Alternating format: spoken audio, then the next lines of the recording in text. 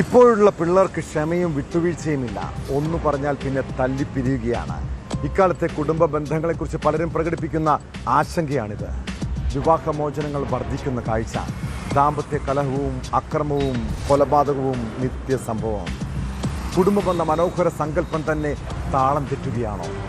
എന്താണിപ്പോൾ ദാമ്പത്യ ബന്ധങ്ങളിൽ സംഭവിക്കുന്നത്? തിരുവനന്തപുരം നെയ്യാറ്റിൻകരയിൽ ഭാര്യയെ കൊലപ്പെടുത്തിയ യുവാവിൻ്റെ ക്രൂരത ഞെട്ടലോടെയാണ് കേട്ടത്. പ്രണയിച്ച് വിവാഹം കഴിച്ച വിഷ്ണുവിൻ്റെയും ആൽമയുടെയും ജീവിതം ദുരിതത്തിൽ കലാശിക്കാനുള്ള കാരണം എന്താണ്? ഇതോടൊപ്പം കണ്ണൂർ പേരാവൂരിൽ അമ്മയെ കൊലപ്പെടുത്തിയ യുവാവ് അച്ഛനെയും വകവരുത്താൻ പദ്ധതിയിട്ടിരുന്നതായി സൂചനയുണ്ട്. ക്രിസ്റ്റി എന്ന ചെറുപ്പക്കാരനെ ലഹരിയിലേക്കും അക്രമത്തിലേക്കും തള്ളിവിട്ടത് ആരാണ്? വിശദമായി പരിശോധിക്കുകയാണ് പോലീസ് പട്രോൾ. സ്വാഗതം.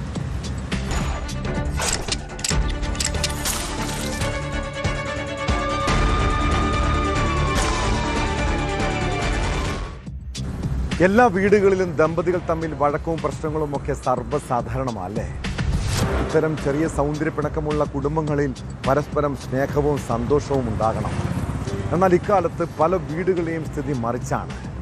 ദാമ്പത്യ ജീവിതത്തിലെ പ്രശ്നങ്ങൾ പരിഹരിക്കാൻ ആശയവിനിമയമോ നിയമപരമായ വഴികളോ തേടുന്നതിന് പകരം അക്രമവും കൊലപാതകവും അരങ്ങേറുന്ന കാഴ്ച. തിരുവനന്തപുരം നെയ്യാറ്റിൻകരയിൽ യുവതിയെ ഭർത്താവ് കുത്തിക്കൊലപ്പെടുത്തിയത് കുടുംബ കലഹത്തിനിടെയാണ്. നെയ്യാറ്റിൻകര സ്വദേശിനി ആൽമയെ കൊലപ്പെടുത്തിയ കേസിൽ ഭർത്താവും ട്യൂഷൻ സെൻ്റർ അധ്യാപകനുമായ വിഷ്ണുവിനെ പോലീസ് അറസ്റ്റ് ചെയ്തു. 9 വർഷം മുൻപ് പ്രണയിച്ച് വിവാഹം കഴിച്ച ഇവർക്ക് കുട്ടികളുണ്ടായിരുന്നില്ല. ഇതുമായി ബന്ധപ്പെട്ട പ്രശ്നങ്ങളാണ് കൊലപാതകത്തിന് കാരണമെന്നാണ് പോലീസ് നിഗമനം.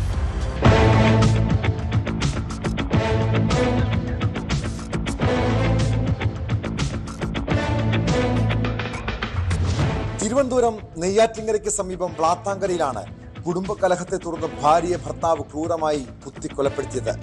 രാവിലെ 9 മണിയോടെ വീട്ടിൽ വെച്ചുണ്ടായ വാക്കുതർക്കമാണ് കൊലപാതകത്തിന് കാരണം. ആ സമയം വിഷ്ണുവും അൽമയും മാത്രമാണ് വീട്ടിലുണ്ടായിരുന്നത്. വിഷ്ണുവിന്റെ കൈവശമുണ്ടായിരുന്ന ആയുധം ഉപയോഗിച്ച് ഭാര്യ അൽമയെ ആക്രമിക്കുകയായിരുന്നു. കഴുത്തിന് പിന്നിലേറ്റ ആഴത്തിലുള്ള മുറിവാണ് മരണകാരണമെന്നാണ് പ്രാഥമിക നിഗമനം. രക്തത്തിൽ കുളിച്ചു കിടന്ന അൽമ സംഭവസ്ഥലത്ത് വെച്ച് തന്നെ മരിച്ചു. കൊലപാതകത്തിന് ശേഷം വിഷ്ണു നേരെ പോയത് അഭിഭാഷകനായ തന്റെ സഹോദരന്റെ അടുത്തേക്കാണ്. ഞാൻ അൽമയെ കൊന്നുവെന്ന് വിഷ്ണു സഹോദരനോട് വെളിപ്പെടുത്തിയതോടെയാണ് നാടിനെ നടുക്കിയ വിവരം പുറംലോകം അറിയുന്നത്.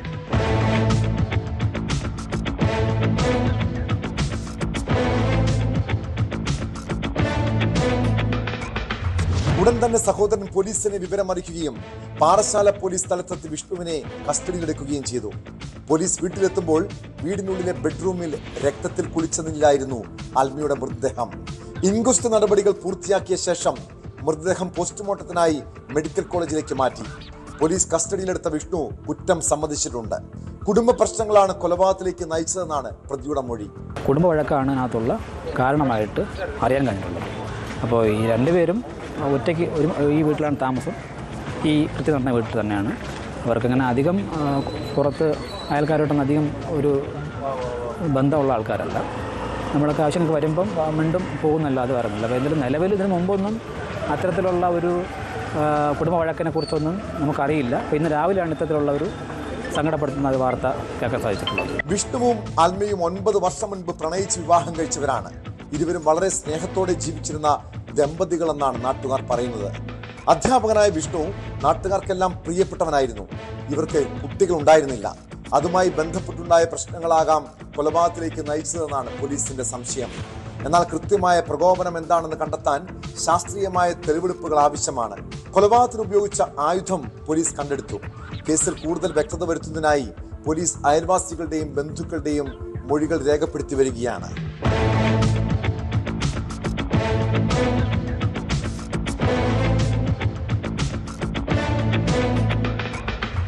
ന്യൂസ് 18 നെയ്യാറ്റിൻകര.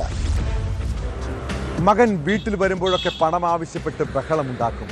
പലതവണ അവനെ അച്ഛനും അമ്മയും ഉപദേശിച്ചു. കരഞ്ഞ് കാല് പിടിച്ച് അവനെ നേരെയാക്കാൻ നോക്കി.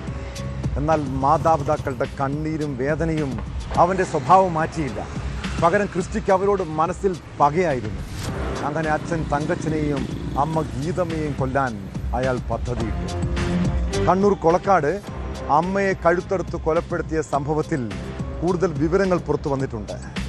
ഗീതമ്മയെ കൊലപ്പെടുത്തിയ ശേഷം ക്രിസ്റ്റി ആദ്യം വിളിച്ചത് കോഴിക്കോടുള്ള സഹോദരിയാണ്. സഹോദരി പറഞ്ഞതനുസരിച്ച് വീട്ടിലെത്തിയ ബന്ധുക്കളാണ് ഗീതമ്മ രക്തത്തിൽ കുളിച്ചു കിടക്കുന്നത് കണ്ടത്. ക്രിസ്റ്റി ലഹരി മരുന്നിന് അടിമയായിരുന്നുവെന്നും സംഭവം നടക്കുമ്പോൾ പ്രതി മദ്യലഹരിയിലായിരുന്നുവെന്നും പോലീസ് പറയുന്നു.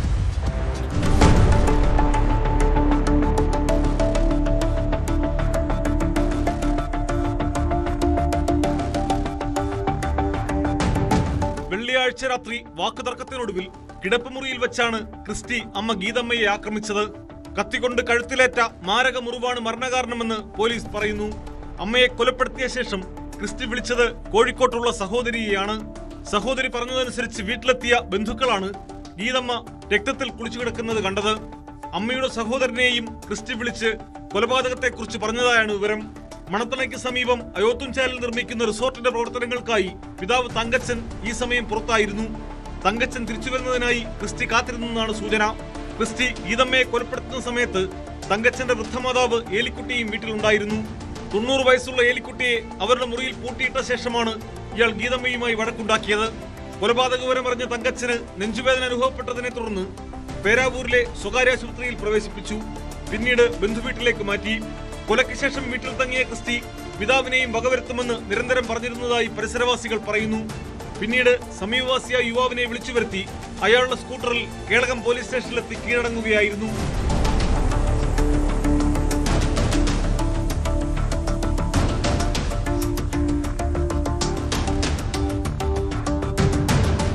പ്രതിയെ കേളകം പോലീസ് സ്റ്റേഷനിൽ പേരാവൂർ ഡിവൈഎസ്പിയുടെ നേതൃത്വത്തിൽ ചോദ്യം ചെയ്തു.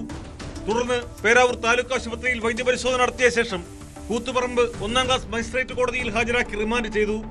കൂടുതൽ തെളിവെടുപ്പിനായി പ്രതിയെ കസ്റ്റഡിയിൽ ആവശ്യപ്പെടുമെന്ന് പോലീസ് അറിയിച്ചു. പേരാവൂർ ഡിവൈഎസ്പി ചന്ദ്രമോഹൻ, കേളകം SHO ഇതിഹാസ് താഹ എന്നിവരുടെ നേതൃത്വത്തിലാണ് അന്വേഷണം നടക്കുന്നത്. പോലീസ് സ്റ്റേഷനിൽ കീഴടങ്ങാൻ പോകുമ്പോൾ കൊലയ്ക്കുപയോഗിച്ച കത്തിയും പ്രതി കയ്യിൽ കരുതിയിരുന്നു.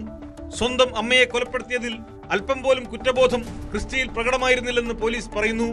BJP ജില്ലാ കമ്മിറ്റി അംഗവും മഹിളാ മോർച്ച നേതാവുമായിരുന്നു ഗീതമ്മ. 2 ഇടത്ത് ബ്യൂട്ടി പാർലറുകൾ നടത്തിയിരുന്നു. ബംഗളൂരുവിൽ BCA വിദ്യാർത്ഥിയായിരുന്ന ക്രിസ്റ്റി പഠനം പാതി വഴിയിൽ ഉപേക്ഷിച്ച് നാട്ടിലെത്തിയ ശേഷം കുറച്ചുകാലം വിദേശത്തും പോയിരുന്നു. അവിടെ നിന്നും മടങ്ങിയെത്തിയ ശേഷം വീണ്ടും പലയിടങ്ങളിൽ ചുറ്റി നടന്നതായാണ് നാട്ടുകാർ പറയുന്നത്. വീട്ടിൽ വരുമ്പോഴൊക്കെ പണം ആവശ്യപ്പെട്ട് ബഹളമുണ്ടാക്കുക പതിവായിരുന്നു. കഴിഞ്ഞ 1 മാസത്തോളമായി ഇയാൾ നാട്ടിലുണ്ടായിരുന്നു. ലഹരി ഉപയോഗത്തിനെതിരെ നിരന്തരം ഉപദേശിച്ചിരുന്നതാണ് ക്രിസ്റ്റിക്ക് മാതാപിതാക്കളോട് പകയുണ്ടാകാൻ കാരണമെന്ന് പോലീസ് സംശയിക്കുന്നു.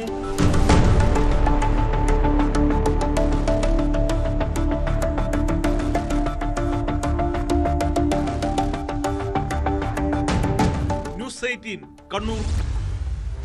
ഈ നാട്ടിൽ നിയമം നടപ്പാക്കാൻ പോലീസും കോടതിയുമുണ്ട്. എന്നാൽ സാമ്പത്തിക പ്രശ്നങ്ങളും മറ്റ് തർക്കങ്ങളും നേരിട്ട് പരിഹരിക്കാൻ ഇറങ്ങുന്ന ചില ആളുകളെ കാണാം. പാലക്കാട് മണ്ണാർക്കാട് സാമ്പത്തിക ഇടപാടുകളെ തുടർന്ന് നഗരമധ്യത്തിൽ കാർ തട്ടിയെടുത്ത കേസ് കൊട്ടേഷൻ ഇടപാടെന്നാണ് വിവരം. കഴിഞ്ഞ വ്യാഴാഴ്ചയാണ് ചിറക്കൽപ്പടി സ്വദേശി അബ്ദുൽ നാസറിൻ്റെ കാർ തടഞ്ഞു നിർത്തി യാത്രക്കാരെ പിടിച്ചിറക്കി വാഹനം തട്ടിയെടുത്തത്. കേസിൽ 5 പേരെ പോലീസ് അറസ്റ്റ് ചെയ്തു. ആകെ 8 പേർക്കെതിരെയാണ് കേസ്. വാങ്ങിയ പണം തിരികെ നൽകാത്തതിനാണ് കാർ തട്ടിയെടുത്തതെന്നാണ് പ്രതികളുടെ മൊഴി. മറ്റു പ്രതികൾക്കായി അന്വേഷണം ഊർജിതമാക്കിയിരുന്നു.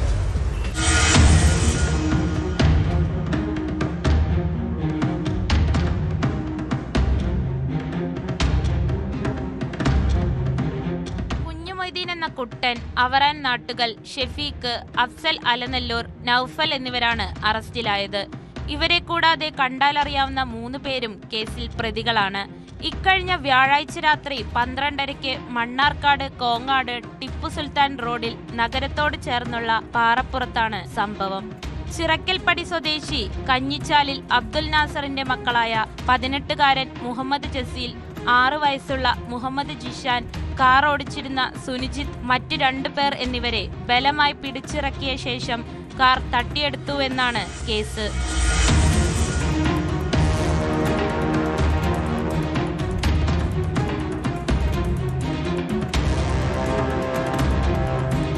മണ്ണാർക്കാട് നെല്ലിപ്പുഴയിലെ തിയേറ്ററിൽ നിന്ന് സിനിമ കഴിഞ്ഞ് മടങ്ങുകയായിരുന്നു കാറിലുണ്ടായിരുന്നവർ. 2 കാറുകളിലായി പിന്തുടർന്നെത്തിയ പ്രതികൾ കുട്ടികൾ ഉൾപ്പെടെയുള്ളവരെ ആക്രമിച്ച് കാർ തട്ടിയെടുക്കുകയായിരുന്നുവെന്ന് പോലീസ് പറഞ്ഞു. കാർ പണയം വെച്ച് പണം കൈപ്പറ്റിയെന്നും അത് തിരികെ കൊടുക്കാത്തതിനെ തുടർന്നാണ് കാർ തട്ടിയെടുത്തതെന്നുമാണ് പ്രതികൾ പോലീസിന് നൽകിയ മൊഴി.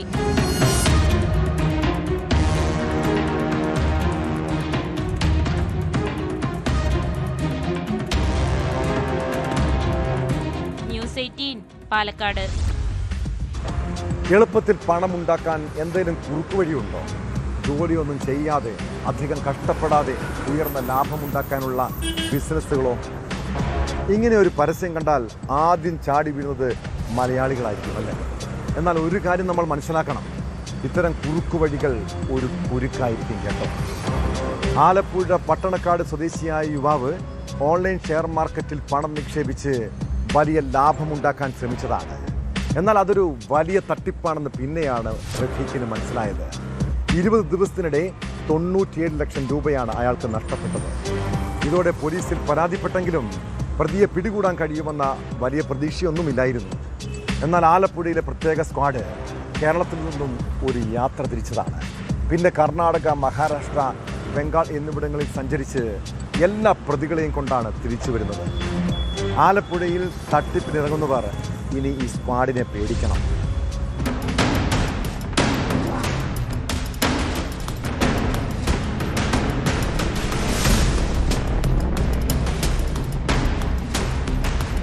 പട്ടണക്കാട് സ്വദേശി റഫീഖിന്റെ ഫോണിൽ കഴിഞ്ഞ ഡിസംബറിൽ ഒരു മെസ്സേജ് കണ്ടു. ഓൺലൈൻ ഷെയർ ട്രേഡിംഗിൽ പണം നിക്ഷേപിച്ചാൽ ഇരട്ടി ലാഭമായിരുന്നു വാഗ്ദാനം. ആ മെസ്സേജിൽ ക്ലിക്ക് ചെയ്തതോടെ പിന്നെ ഫോണിലേക്ക് വിളി. ഇന്റർനാഷണൽ ട്രേഡിംഗ് അക്കൗണ്ടുകളിൽ നിക്ഷേപിച്ചാൽ പണം നിമിഷ നേരം കൊണ്ട് ഇരട്ടിയാക്കാമെന്ന് പറഞ്ഞ് വിശ്വസിപ്പിച്ചു.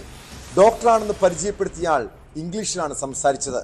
ഇതോടെ അവരുടെ വാഗ്ദാനങ്ങളിൽ വിശ്വസിച്ച റഫീഖ് ചെറിയ തുക നിക്ഷേപിക്കാമെന്ന് സമ്മതിച്ചു. പിന്നെ അക്കൗണ്ട് വിവരങ്ങളും പാസ്ബുക്കിന്റെ കോപ്പിയും അവർ വാങ്ങി. ഡിസംബർ 20-ന് ചെറിയ തുക നിക്ഷേപിച്ചപ്പോൾ ഒരു ദിവസം കൊണ്ട് ഇരട്ടിത്തുക മടക്കി നൽകി. അങ്ങനെ അവർ റഫീഖിന്റെ വിശ്വാസം നേടിയെടുത്തു. പിന്നീട് തട്ടിപ്പ് സംഘം പലതവണയായി ലക്ഷങ്ങൾ വാങ്ങി. ബംഗളൂരുവിലുള്ള ബന്ധൻ ബാങ്ക് അക്കൗണ്ടിൽ 30 ലക്ഷം രൂപയും, എറണാകുളത്തെ അക്കൗണ്ടിൽ 30 ലക്ഷം രൂപയും, ഫരീദാബാദിലെ അക്കൗണ്ടിൽ 20 ലക്ഷവും, ഡ്രീം ലാൻഡ് ഹോം എന്ന അക്കൗണ്ടിൽ 17 ലക്ഷവും അയച്ചു കൊടുത്തു. ഡിസംബർ 20-നും കഴിഞ്ഞ ജനുവരി 10-നും ഇടയിൽ ആകെ 97 ലക്ഷം രൂപ നിക്ഷേപിച്ചു. എന്നാൽ ഷെയർ മാർക്കറ്റിലെ വിവരങ്ങളോ എത്ര രൂപ ലാഭം കിട്ടിയെന്നോ തിരക്കിയപ്പോൾ ഒരു വിവരവുമില്ല. അതോടെ സംശയം തോന്നി ഷെയർ മാർക്കറ്റ് സംഘത്തെ ബന്ധപ്പെട്ടപ്പോൾ ഫോണും എടുക്കുന്നില്ല. ഇതോടെ സംശയം തോന്നിയ റഫീഖ് പോലീസിൽ പരാതി നൽകി.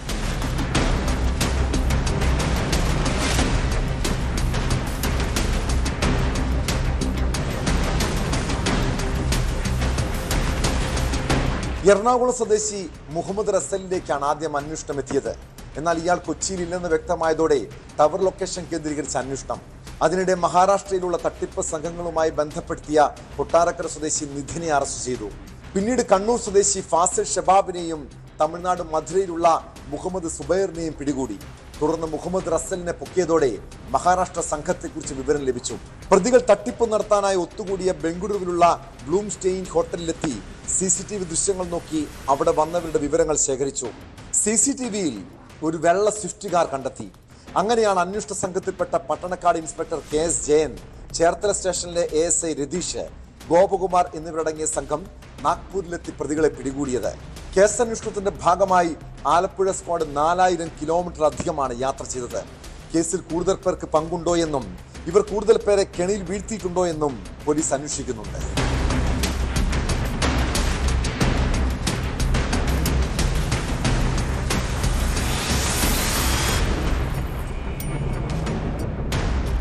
ന്യൂസ് 18 ആലപ്പുഴ. കൊല്ലം കടക്കലിൽ സിനിമയെ വെല്ലുന്ന തരത്തിലുള്ള ഒരു ചേസിംഗ് രംഗം. നിരവധി വാഹനങ്ങളിൽ ഇടിച്ച ശേഷം നിർത്താതെ പാഞ്ഞ കാർ ഒടുവിൽ നാട്ടുകാർ പിന്തുടർന്ന് പിടികൂടി. അപകടകരമായ രീതിയിൽ വാഹനം ഓടിച്ച തിരുവനന്തപുരം വെള്ളല്ലൂർ സ്വദേശി ജയകൃഷ്ണനെ പോലീസ് കസ്റ്റഡിയിലെടുത്തു. ഇയാൾ മദ്യലഹരിയിലായിരുന്നുവെന്നാണ് കണ്ടെത്തൽ. അപകടത്തിൽപ്പെട്ട കാറും പോലീസ് പിടിച്ചെടുത്തു.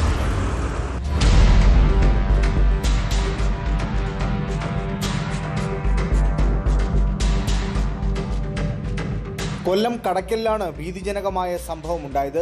നിരവധി വാഹനങ്ങളിൽ ഇടിച്ച ശേഷം നിർത്താതെ പോയ കാർ നാട്ടുകാർ പിന്തുടർന്ന് പിടികൂടുകയായിരുന്നു. തിരുവനന്തപുരം വെള്ളല്ലൂർ സ്വദേശിയായ ജയകൃഷ്ണൻ മദ്യലഹരിയിൽ വാഹനമോടിച്ചതാണ് അപകടങ്ങൾക്ക് കാരണമെന്ന് പോലീസ് പറയുന്നു.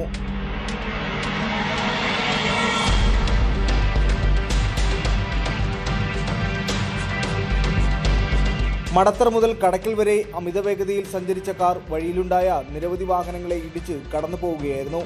അപകടം ശ്രദ്ധയിൽപ്പെട്ട നാട്ടുകാർ പിന്നാലെ എത്തിയാണ് വാഹനം തടഞ്ഞത്. തുടർന്ന് സ്ഥലത്തെത്തിയ കടക്കൽ പോലീസ് ജയകൃഷ്ണനെ കസ്റ്റഡിയിലെടുത്തു. അപകടത്തിൽപ്പെട്ട കാറും പോലീസ് പിടിച്ചെടുത്തിട്ടുണ്ട്.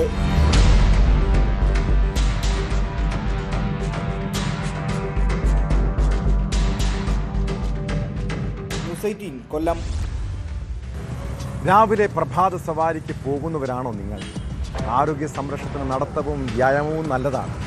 എന്നാൽ തിരക്കേറിയ റോഡുകളിൽ നടക്കാനിറങ്ങുമ്പോൾ അതീവ ശ്രദ്ധ വേണം.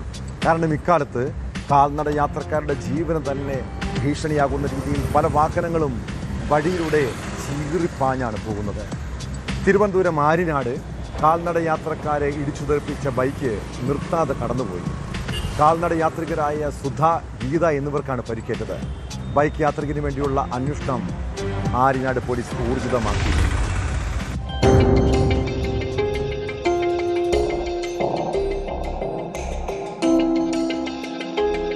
ആര്യനാട് പോലീസ് സ്റ്റേഷൻ പരിധിയിലെ വെള്ളനാട് കൂട്ടായണിമൂട്ടിൽ സരസ്വതി വിദ്യാലയത്തിലേക്ക് പോകുന്ന വഴിക്ക് സമീപമായിരുന്നു സംഭവം. കാൽനട യാത്രികരായ സുധ, ഗീത എന്നിവർക്കാണ് ബൈക്കിടിച്ച് പരിക്കേറ്റത്. ഇവർ ബന്ധുക്കളാണ്. രാവിലെ 5 മണിയോടെയാണ് അപകടം നടന്നത്. പ്രഭാത സവാരിക്ക് ഇറങ്ങിയവരാണ് ഇരുവരും. ഇവരെ വെള്ളനാട് ആശുപത്രിയിലും തുടർന്ന് തിരുവനന്തപുരം മെഡിക്കൽ കോളേജ് ആശുപത്രിയിലും പ്രവേശിപ്പിച്ചു. ഇതിൽ ഗീതയുടെ പരിക്ക് ഗുരുതരമാണ്.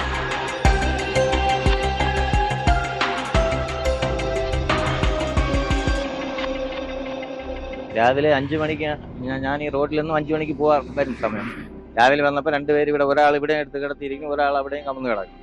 അങ്ങനെ കണ്ട് ഞാൻ നമ്മളുടെ ഒരു മഹേഷ് എന്ന് പറയുന്ന ഒരു പയ്യനും കൂടെ എടുത്ത് അവർ ആശുപത്രി കൊണ്ടുപോയപ്പോൾ ഒരാളുടെ നില ബ്ലഡൊക്കെ പൊട്ടി ഒരു സൈഡ് കംപ്ലീറ്റ് ഒലിച്ചിരിക്കുന്നു. ഇത് സ്ഥിരം അപകടം നടക്കുന്ന വളവാണ്. ഇത് വളവ് ശ്രദ്ധിക്കാറില്ല ചില ആൾക്കാർ, അങ്ങനെ ഇത് സംഭവിക്കുന്നതാണ്. ഒരിക്കലും അവിടെ ആ പോസ്റ്റിൽ ഇടിച്ചൊരു മരണം നടന്നു. പിന്നെ രാവിലെ നടക്കാൻ പോകുന്ന ആൾക്കാരും റോഡ് ശ്രദ്ധിക്കാതെ വയസ്സായ ആൾക്കാരും മെയിൻ റോഡിൽ കൂടെ കയറി പോകും. വരുന്ന വണ്ടികൾ ഏത് തരത്തിലാണ് വരുന്നതെന്ന് അറിഞ്ഞിട്ടുണ്ട്. ഉറങ്ങി വരാറുണ്ട്, അല്ലാതെ വരാറുണ്ട്, ഹൈ സ്പീഡിൽ വരാറുണ്ട്. അങ്ങനെയൊക്കെ ഒരുപാട് പ്രശ്നങ്ങളുണ്ട് റോഡിൽ.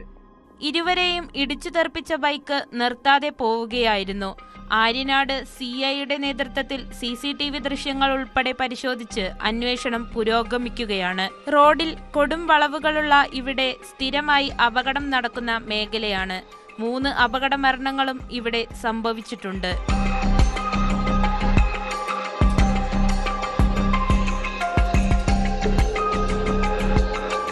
ന്യൂസ് 18 നെയ്യാറ്റിൻകര.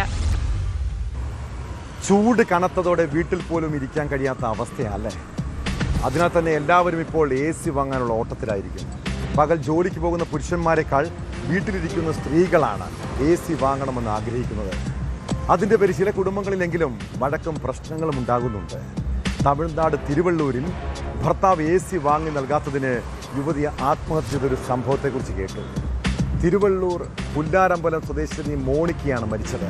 മരണത്തിൽ ദുരൂഹതയുണ്ടെന്ന് മാതാപിതാക്കൾ ആരോപിച്ചതിനെ തുടർന്ന് പോലീസ് അസ്വാഭാവിക മരണത്തിന് കേസെടുത്ത് അന്വേഷണം ആരംഭിച്ചു.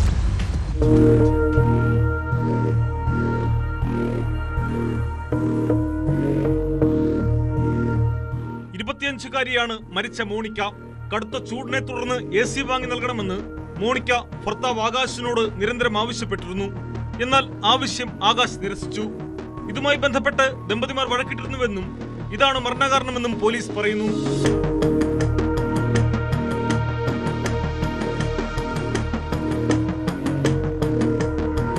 സ്കൂൾ കാലം മുതലുള്ള പ്രണയത്തിന് ശേഷം 2 വർഷം മുമ്പാണ് ആകാശും മോണിക്കയും വിവാഹിതരായത്. കഴിഞ്ഞ ദിവസം രാത്രി കടുത്ത ചൂടിനെ തുടർന്ന് ആകാശും മാതാപിതാക്കളും അനിയനും വീടിന്റെ ടെറസിലാണ് കിടന്നുറങ്ങിയത്. രാവിലെ എഴുന്നേൽക്കുമ്പോൾ കിടപ്പുമുറിയിൽ ചലനമറ്റ നിലയിൽ മോണിക്കയെ കാണുകയായിരുന്നെന്നാണ് ആകാശ് പോലീസിന് നൽകിയ മൊഴി. തുണിക്കടയിലെ ജീവനക്കാരനാണ് ആകാശ്. പ്രണയവിവാഹമായതിനാൽ മോണിക്കയുടെ കുടുംബം ഇവരുമായി സഹകരിച്ചിരുന്നില്ല. മകളുടെ മരണത്തിൽ ദുരൂഹതയുണ്ടെന്ന് മാതാപിതാക്കൾ ആരോപിച്ചതിനെ തുടർന്ന് പോലീസ് കൂടുതൽ അന്വേഷണം നടത്തി വരികയാണ്.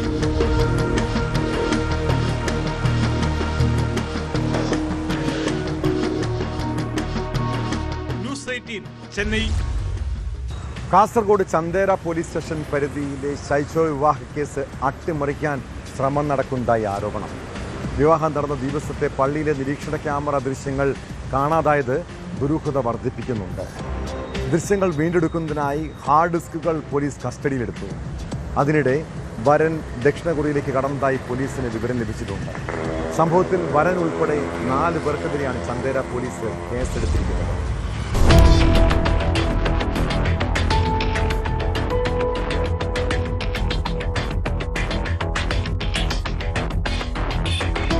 ചന്ദേര പോലീസ് സ്റ്റേഷൻ പരിധിയിലെ പടന്ന അഴീക്കൽ ജുമാ മസ്ജിദിൽ നടന്ന ശൈശവ വിവാഹ കേസ് അട്ടിമറിക്കാൻ ശ്രമം നടക്കുന്നതായാണ് ആരോപണം.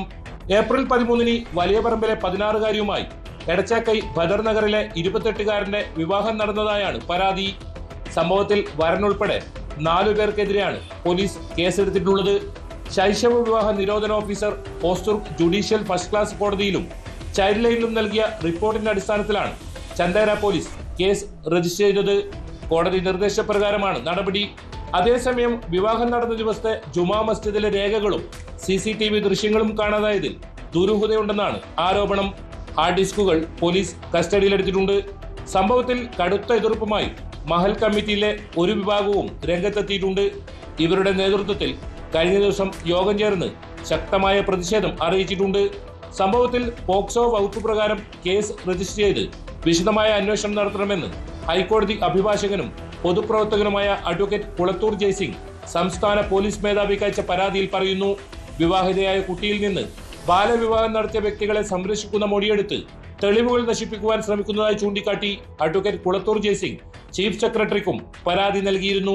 വെറുതെ ഒരു കേസ് മാത്രം രജിസ്റ്റർ ചെയ്ത് അതിൽ 4 പ്രതികളെ മാത്രം പ്രതിപട്ടികയിൽ ഉൾപ്പെടുത്തി എന്നതുകൊണ്ട് ഈ കേസ് കൃത്യതയോടുകൂടി അന്വേഷണമാകുന്നില്ല. ഇതിൽ പോക്സോ ആക്ട് അനുസരിച്ചുള്ള നടപടിക്രമങ്ങൾ പോലീസിന് സ്വീകരിക്കേണ്ടതായിട്ടുണ്ട്. കുട്ടിക്ക് സെക്സ്വൽ അസാൾട്ട് സംഭവിച്ചിട്ടുണ്ടോ എന്ന് പരിശോധിക്കേണ്ടതായിട്ടുണ്ട്. കുട്ടിയെ സത്യസന്ധമായി വൈദ്യപരിശോധനയ്ക്ക് വിധേയമാക്കേണ്ടതായിട്ടുണ്ട്. അത്തരം കാര്യങ്ങളെല്ലാം മറച്ചു വെച്ചുകൊണ്ട് ഈ കേസിനെ വളരെ ഗൗരവകരമായി ദുർബലപ്പെടുത്തുവാൻ ഉന്നത ഇടങ്ങളിൽ നിന്ന് പോലീസിന്മേൽ വളരെ വലിയ ശക്തമായ ഇടപെടലുകൾ തന്നെ ഉണ്ടായിട്ടുണ്ട്. വരൻ ബദർ നഗറിലെ സാബിർ ഷെയ്ഖ്, അഴീക്കൽ ഇർഷുദുൽ ഇസ്ലാം ജമാഅത്തെ സെക്രട്ടറിയും പടന്ന ഗ്രാമപഞ്ചായത്ത് 13-ാം വാർഡംഗവുമായ PK താജുദ്ദീൻ, ജുമാ മസ്ജിദ് ഖത്തീബ് റഹ്മത്തുള്ള മദനി എന്നിവർക്കെതിരെയാണ് ശൈശവ വിവാഹ നിരോധന നിയമപ്രകാരം കേസെടുത്തിരിക്കുന്നത്.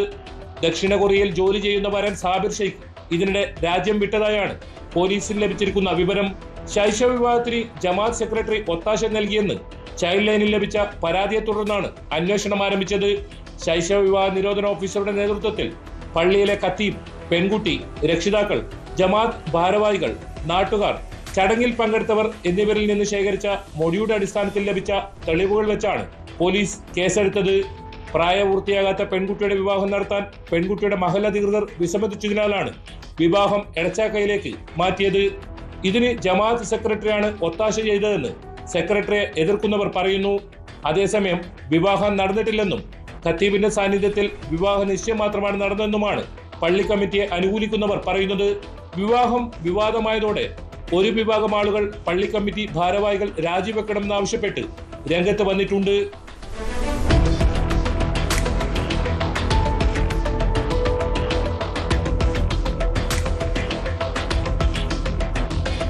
ന്യൂസ് 18 കാസർഗോഡ്.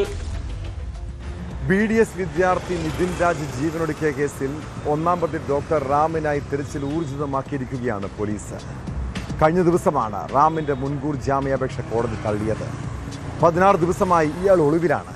വിശദമായ അന്വേഷണത്തിനും ചോദ്യം ചെയ്യലുമായി ഡോക്ടർ റാമിന്റെ കസ്റ്റഡി ആവശ്യമാണെന്ന് വിലയിരുത്തിയാണ് കോടതി മുൻകൂർ ജാമ്യാപേക്ഷ തള്ളിയത്. അതേസമയം സംഗീത നമ്പ്യാർക്ക് ജാമ്യം അനുവദിച്ച നടപടിയിൽ അപ്പീൽ നൽകാനാണ് നിതിന്റെ കുടുംബത്തിന്റെ തീരുമാനം.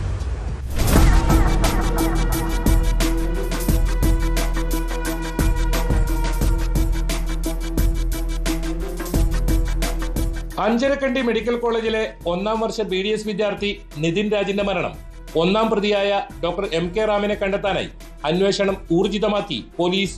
ഡോക്ടർ റാമിന്റെ മുൻകൂർ ജാമ്യാപേക്ഷ കഴിഞ്ഞ ദിവസമാണ് തലശ്ശേരി അഡീഷണൽ ജില്ലാ സെഷൻസ് കോടതി തള്ളിയത്. കേസിൽ പ്രതിയായതോടെ കോളേജിൽ നിന്ന് പുറത്താക്കപ്പെട്ട റാം ആന്ധ്രയിലേക്ക് കടന്നതായാണ് വിവരം. കഴിഞ്ഞ 16 ദിവസമായി ഇയാൾ ഒളിവിലാണ്. ഡോക്ടർ റാമിന്റെ നിരന്തരമായ മാനസിക പീഡനവും ജാതിപരമായ അധിക്ഷേപവുമാണ് ആത്മഹത്യക്ക് കാരണമെന്ന് മുൻകൂർ ജാമ്യാപേക്ഷ പരിഗണിക്കവേ പ്രോസിക്യൂഷൻ കോടതിയിൽ ആരോപിച്ചിരുന്നു. എന്നാൽ ജാതിപരമായ അധിക്ഷേപിച്ചതിന് തെളിവില്ലെന്നാണ് കോടതി ചൂണ്ടിക്കാട്ടിയത്. അതേസമയം റാം വിദ്യാർത്ഥികളോട് മോശമായി പെരുമാറുന്ന സ്വഭാവക്കാരനാണെന്ന് സാക്ഷി മൊഴികളുണ്ടെന്നും വിശദമായ അന്വേഷണത്തിനും ചോദ്യം ചെയ്യലിനുമായി ഒന്നാം പ്രതിയുടെ കസ്റ്റഡി ആവശ്യമാണെന്ന് കോടതി വിലയിരുത്തി. തുടർന്നാണ് മുൻകൂർ ജാമ്യാപേക്ഷ തള്ളിയത്.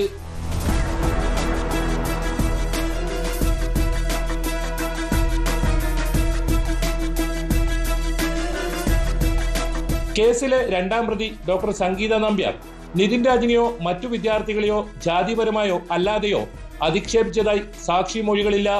വിദ്യാർത്ഥിയോട് പരീക്ഷ എഴുതാൻ ആവശ്യപ്പെട്ടത് ജാതി അധിക്ഷേപമായി കണക്കാക്കാൻ കഴിയില്ലെന്നും കോടതി വിലയിരുത്തി. സംഗീത നമ്പ്യാർക്കെതിരെ പ്രഥമ ദൃഷ്ട്യാ തെളിവുകളില്ലാത്തതിനാൽ മുൻകൂർ ജാമ്യം അനുവദിക്കുന്നുവെന്നാണ് വിധിപ്പകർപ്പിൽ വ്യക്തമാക്കുന്നത്.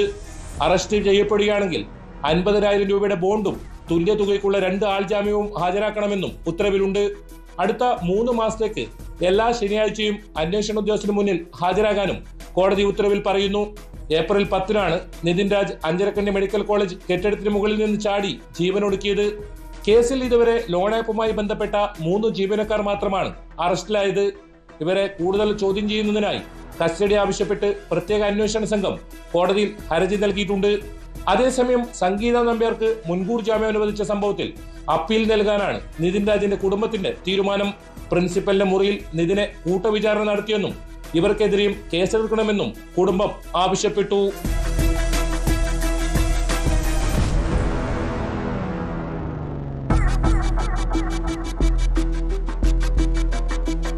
ന്യൂസ് 18 കണ്ണൂർ. എനിക്ക് വിവരവും വിദ്യാഭ്യാസവും ഒക്കെ ഉണ്ട്. അതുകൊണ്ട് തന്നെ എന്നെ പറ്റിക്കാമെന്നോ തട്ടിപ്പിന് ഇരയാക്കാമെന്നോ ആരും കരുതേണ്ട കേട്ടോ. പൊതുവെ നമ്മളെല്ലാം ഇങ്ങനെ വിചാരിക്കും. എന്നാൽ ജഡ്ജിയും വക്കീലും ഡോക്ടറും മെത്രാനുമൊക്കെ ഓൺലൈൻ തട്ടിപ്പിന് ഇരയായ നാടാണിത്. ഏറ്റവും ഒടുവിൽ സൈബർ കെണിയിൽ കുടുങ്ങിയത് ഒരു പോലീസുകാരനും ബാങ്ക് ജീവനക്കാരനുമാണ്. ആലപ്പുഴ ജില്ലയിലാണ് 2 കേസുകളിലായി 32 ലക്ഷം രൂപ നഷ്ടമായത്. മകൾക്ക് വിദേശത്ത് ജോലി വാഗ്ദാനം ചെയ്ത് പോലീസ് ഉദ്യോഗസ്ഥനിൽ നിന്ന് ലക്ഷങ്ങൾ തട്ടിയെടുത്തെന്നാണ് പരാതി. ഓൺലൈൻ ടാസ്കുകൾ പൂർത്തിയാക്കി പണം സമ്പാദിക്കാമെന്ന് വിശ്വസിപ്പിച്ചാണ് ബാങ്ക് ജീവനക്കാരിൽ നിന്നും 25 ലക്ഷം രൂപ കൊള്ളയടിച്ചത്. പോലീസ് ഉദ്യോഗസ്ഥനായ പുന്നപ്ര സ്വദേശിയുടെ പരാതിയിൽ കോഴിക്കോട് ബാലുശ്ശേരി സ്വദേശിനി സ്മിതയ്ക്കെതിരെ ആലപ്പുഴ സൗത്ത് പോലീസ് കേസെടുത്തു. സൈബർ തട്ടിപ്പിനും പോലീസ് അന്വേഷണം ഊർജിതമാക്കിയിട്ടുണ്ട്. ഇതുപോലെ പലരും നാളെ നിങ്ങളെയും സമീപിക്കാം. പല മോഹന വാഗ്ദാനങ്ങളും നൽകിയേക്കാം. സൂക്ഷിച്ചാൽ ദുഃഖിക്കേണ്ട. ഇതോടെ പോലീസ് പട്രോൾ പൂർണ്ണമാകും. നമസ്കാരം.